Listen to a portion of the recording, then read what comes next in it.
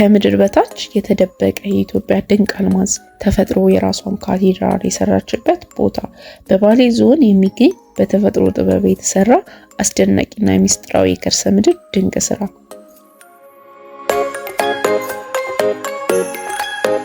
ስሙ የመግነኑን ያክል ብዙ ኢትዮጵያውያን በውስጡ ስላለው ስለሚከናወነው ነገር በፍጹም አያውቁም። ሶፍ ዑመር ዋሻ ይባላል።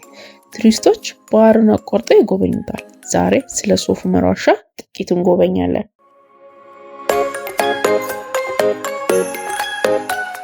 ቪዲዮውን ከወደዳችሁት ላይክ፣ ሰብስክራይብ እያደረጋችሁ።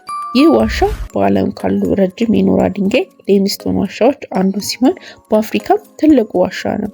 ዋሻው ወደ 15.1 ኪሎ ሜትር ገደማ የሚረዝም የተሳሰረ የመተላለፊያ መንገድ አለው። ቱሪስቶች በአብዛኛው ጊዜ የሚጎበኙት ግን ወንዙን ተከትሎ ያለውን ጥቂት ኪሎ ሜትሮች ነው።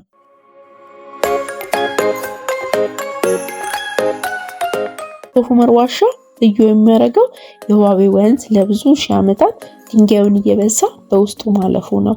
ወንዙ ዋሻ ውስጥ ገብቶ በሌላ በኩል ይወጣል። በዋሻ ውስጥ በተፈጥሮ የተሰራ እንደ ቤተ መንግስት የቆመ ግዙፍ የድንጋይ ምሰሶች አሉ።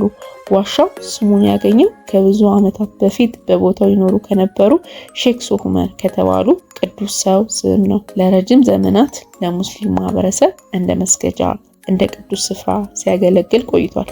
ዛሬም ድረስ በየዓመቱ ሰዎች ለሃይማኖት በዓላት ወደዚህ ስፍራ ይጎርፋሉ።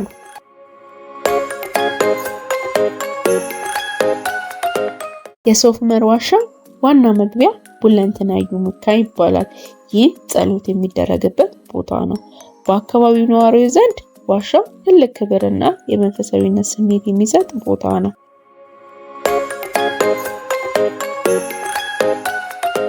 ዋሻው ወደ ውስጥ በገባ ቁጥር የተፈጥሮ ጸጥታ፣ አስፈሪ ድቅድቅ ጨለማ የሚታይበት ቦታ ጀባቢ ቂላ ይባላል። ሰዎች ጥፋት ሲያጠፉ የሚቀጡበት ቦታ ነው። ስሙን የሚያገኘው መጀመሪያ የተቀጣው ሰው ስም ነው።